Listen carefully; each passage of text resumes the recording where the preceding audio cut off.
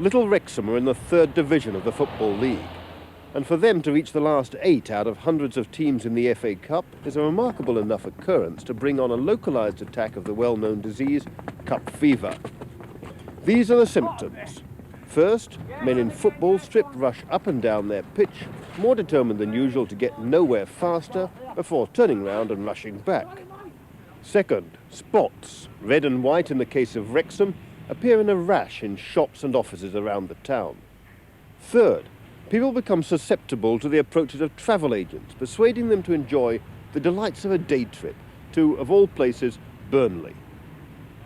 Fourth, the town suffers from acute insomnia, compelling victims to queue half the night outside the football ground in the hope of getting a prescription which will give them temporary relief.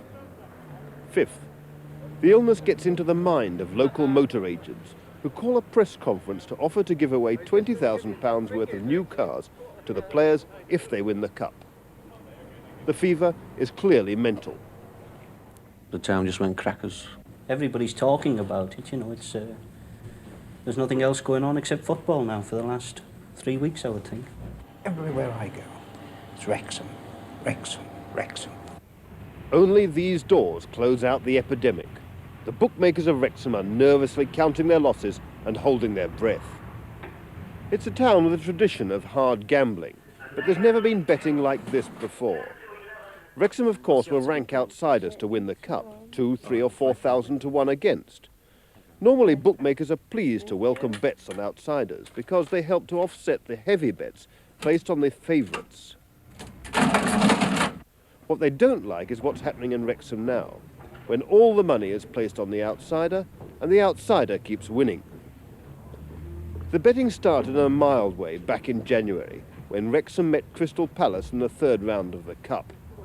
But at the stage of the Crystal Palace match, how much did you stand to lose in this office? Well, very, very little. It would be within probably a couple of £100 at very most.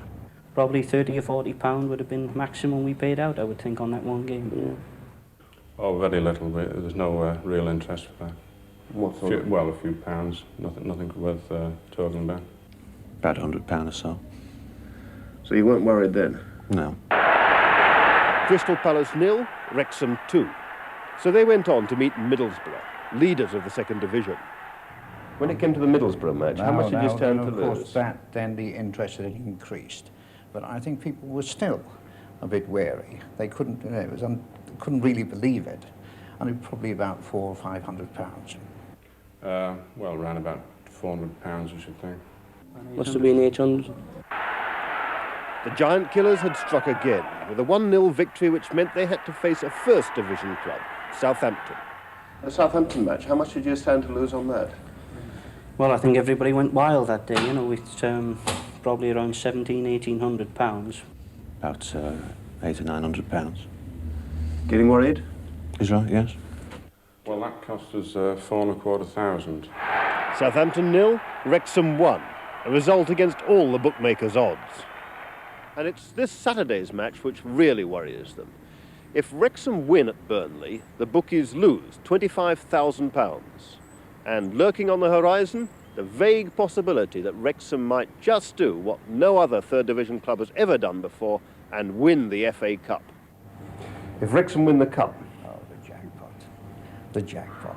At the moment, the liability that we have to pay at this moment is £50,000. If Wrexham should win. And I'm convinced that it'll be far in excess of that. Could possibly get up to 50, 60,000.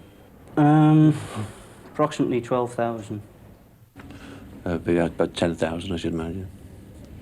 You must be very torn between your loyalty to the club. Correct. I am. What's the result you want to see on Cup final day? I'd like to see them win. I'd like to see them win. You'll pay out happily? Payout. Happily as well. Our own mixed feelings, you know, if we'd not laid them,